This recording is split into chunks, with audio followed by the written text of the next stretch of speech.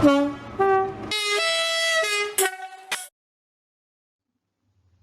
I'm Dr. Mark Taylor and I'm a lecturer in civil engineering. So this is Railway Engineering, Unit 2, the Rail, Part 2. In this lecture we're going to continue with Unit 2. I'm going to look at the rail, including the shape, the geometry, metallurgy, the rail as a beam, and rail wear. So in this lesson, I am to illustrate the key areas of rail wear, describe the methods of wear resistance and rail maintenance, and show some examples of common rail defects. So at the end of this lesson, you should be able to define how wear is measured on a typical rail section,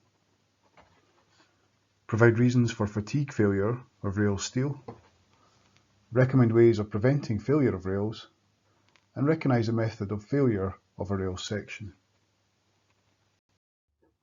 So unlike steel used in other civil engineering structures, rails wear, and in the following slides I'm going to introduce the subject of rail wear.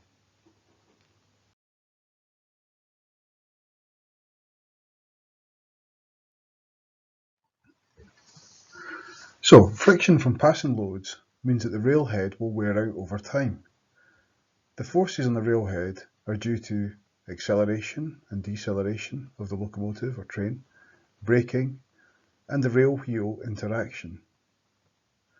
Other factors include the presence of material on the track, the maintenance of the track, i.e. its profile, its gauge, the curvature of the track, in the case of lateral wear, and all of the above combine to result in a loss of section. Vertical wear, or head wear, this is the loss of depth in a rail due to wearing, and it's a slow process. It ultimately reduces the rail's stiffness, and it reduces its ability to act as a beam. Limits are given in tables and depend on the rail type, line speed, etc. So here you can see two tables defining the permissible vertical wear. The top table is the UK, and we can see here that, for example, at a maximum speed of between 120 to 160 kilometers an hour, the maximum permissible vertical wear of the railhead is 12 millimeters. In Germany, it's based upon the tonnage of the traffic. We can see that for lines with an annual traffic load exceeding 1.75 million tons, the maximum permissible vertical wear of the railhead is 26 millimeters. Now remember in that textbook I explained that they use the division sign as a hyphen. So make sure that you don't get caught out with that one. Abrasive wear occurs when there is contact between the flange of a wheel and the gauge face of the rail. Usually the leading wheel against the outer rail. It occurs not due to the centrifugal force, but because the longitudinal direction of the vehicle must change. The angle is called the angle of attack, and it works in the same way as a grinder, i.e. creates a loss of metal. These forces are known as guidance forces. Another key term is lateral wear or side wear. Limits are set for side wear, and side wear is measured using a gauge. A stepped wedge in the gauge indicates whether planing or re-railing is required. So here you can see a table from the Railway Group Standards showing UK permissible lateral wear. And we can see that permissible or enhanced permissible speed greater than 125 miles per hour, the minimum head width is 64 millimeters.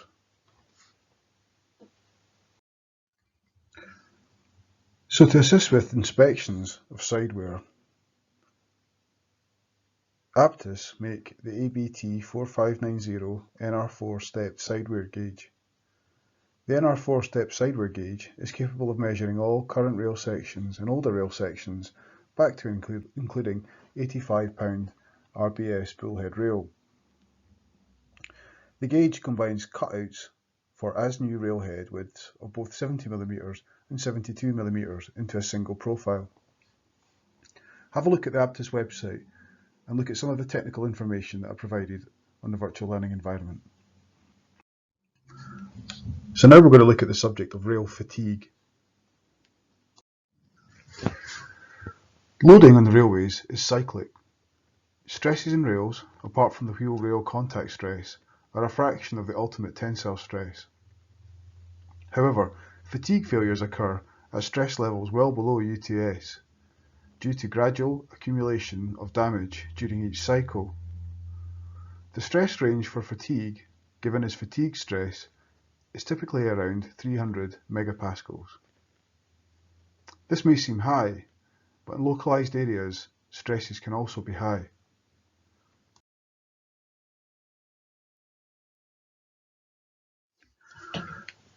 Failure by fatigue occurs in 3 stages. Firstly, the initiation of a crack. Secondly, the growth of the crack. And then finally, the fracture and collapse of the structure. The first 2 stages are caused by repeated loading of the structure, i.e. the passage of vehicles. The final stage is caused by one loading event which may be abnormally severe or final.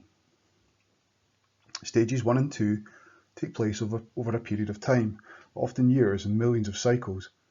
There's no perceptible change in the shape or dimensions of the rail during stages 1 and 2. The final stage is sudden, brittle failure with a lack of warning. The failure path begins with a small stress concentration.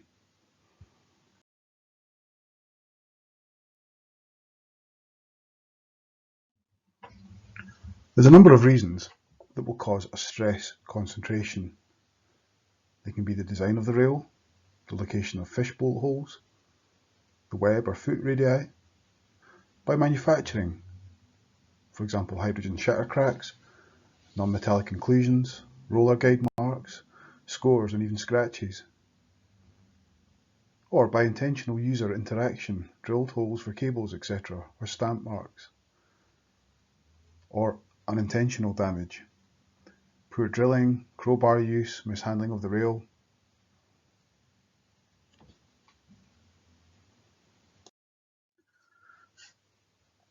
So it's important that we monitor rail fatigue by regular ultrasonic checking. We have to ensure that detection techniques detect cracks less than a critical size, and that they're undertaken at a regular time period, not to allow a crack to grow to critical size, and be accurate enough to allow logical withdrawal criteria to be determined.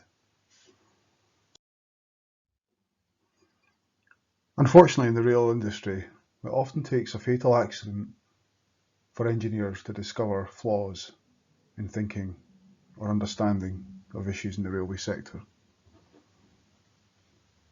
We're now going to look at a fatigue case study, which was the Hatfield Crash, which was in the UK in 2000.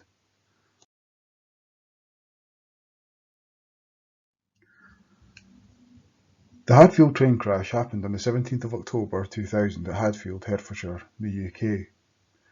A train bound for Leeds departed London at 12:10 with 170 passengers on board. The train was travelling at approximately 115 miles per hour. The train derailed south of Hatfield Station on a curve. The train travelled 910 metres after derailment. Only the leading 2 cars remained upright. 4 passengers were killed and 70 were injured. The inquiry found that rolling contact fatigue was the most likely cause. Specifically, gauge corner cracking had developed in the rail surface. The rail cracked and fragmented over a 35-metre length. The problem was known about before the accident. Companies were fined £13.5 million, but controversially, no individual prosecutions. So now we're going to look at wear resistance and maintenance. Abrasion causes the most loss of steel, so this tends to be the target. For perlitic steel, there's a correlation between abrasion resistance and hardness. The greater the hardness, the greater the abrasion resistance.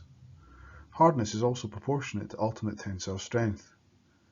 To obtain high UTS, we modify the chemical composition of the steel. We have careful heat treatment or a combination of both.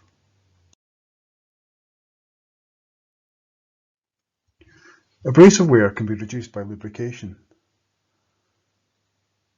Lubrication is by installing grease dispensers, either on the wheel or the rail. They can be mechanically or electrically triggered. The siting of dispensers is just by careful choice by the engineers, the PBA engineers. Most effective on tight radius curves generally. The maintenance of equipment is very important to ensure its effectiveness.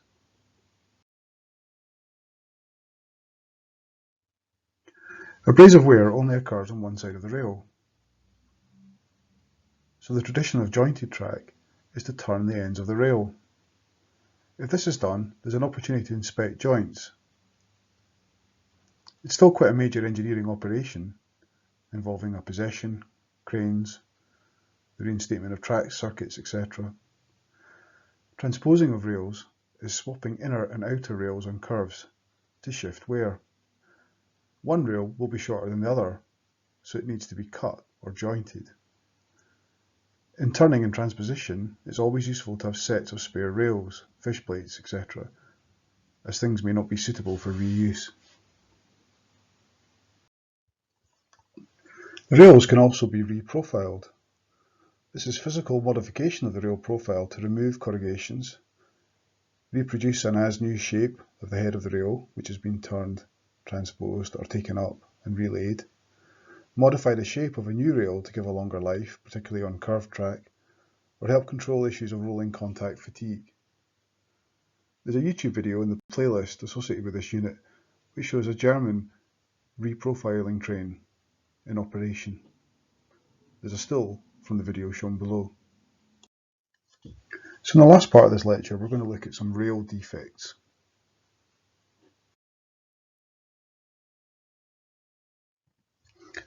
There are various causes of defects. They can include the passing of traffic, so running surface damage, in manufacturing, hydrogen shatter cracks, piping, non-metallic inclusions. We can also have welding defects, and corrosion can produce stress concentrations. Mechanical damage can also occur, and that can also produce stress concentrations. And there could be thermal damage, so accidental heating can produce brittle structures in the steel. Plastic flow can also occur. So the wheel-rail contact patch is very small, so both the rail and the wheel deform slightly due to the high stresses. The stress is much greater than the yield point of the steel. Therefore, metal around the contact patch becomes plastic. The bulk of the railhead prevents metal from flowing away, like a toothpaste tube. The steel does not actually flow and can be physically observed on the inside of slow-moving curves under heavy loads.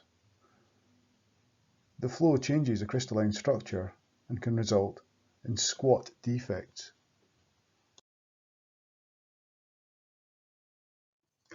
Fatigue cracks are initiated at the running surface by the wheel-reel contact forces.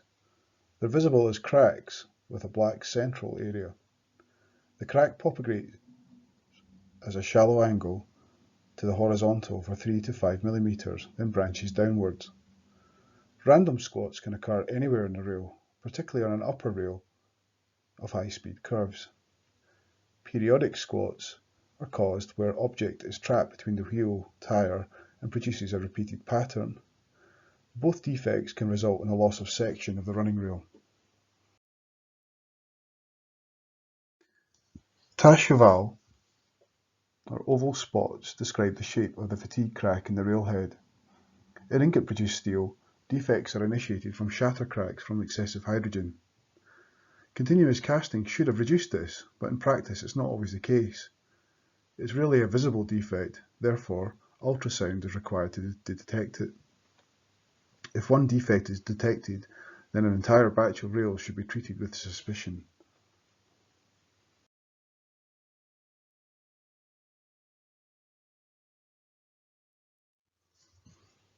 Welding on site is more likely to produce defects due to adverse conditions.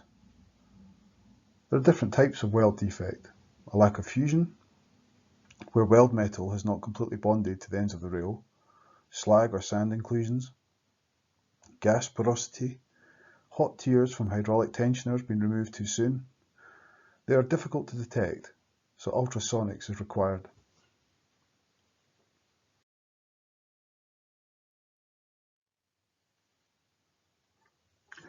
Star cracks are so called because of the characteristic 45-degree angle. A stress concentration is due to a bolt hole with a higher than normal service stress. Only a small crack can initiate failure. Likelihood is increased due to damage to the bolt hole, e.g. use of a crowbar or bad drilling. It can be inhibited by bolt hole expansion using stainless steel sleeve mandrels.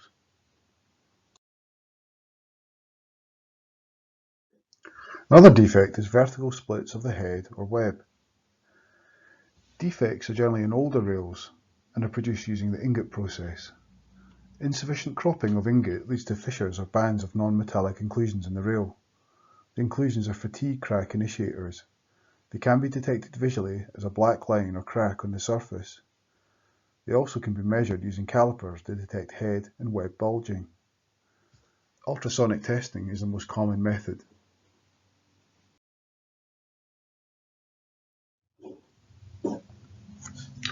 Wheel burns are caused by wheel spinning of the driving wheel. The resulting heat produces metallurgical transformation to a hard brittle structure. This hard brittle structure usually breaks up under traffic, but can result in head loss. Isolated wheel burn, where the spinning of a stationary vehicle. Continuous wheel burn is where a slowly moving vehicle exhibits wheel spin. There's a number of methods we can use to detect defects in rail sections. Ultrasonic testing, either manual, which requires an operative to push a device along the track, or automated measurement trains.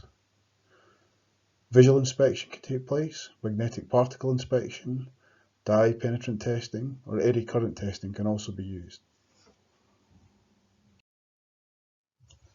Network Rail have a measurement train. This train travels the country with various devices located on the underframes of the coaches, which will detect defects in the rails. The train also collects information about switches and crossings and other track infrastructure. The data is gathered on the train and observed by engineers, who then make decisions about where maintenance should be targeted. So the last thing I'd like you to do is watch the Network Rail Introduction to Rail Manufacturing video, which will summarise some of the points we've raised in this lecture and also show you some of the manufacturing processes in more detail. The next section, Unit 3, will look at the railway track, the sleepers, the fasteners, the rail pads, the joints, and some of the welding techniques that can be used. So that brings us to the end of Unit 2, Part 2. Thanks for listening, and bye for now.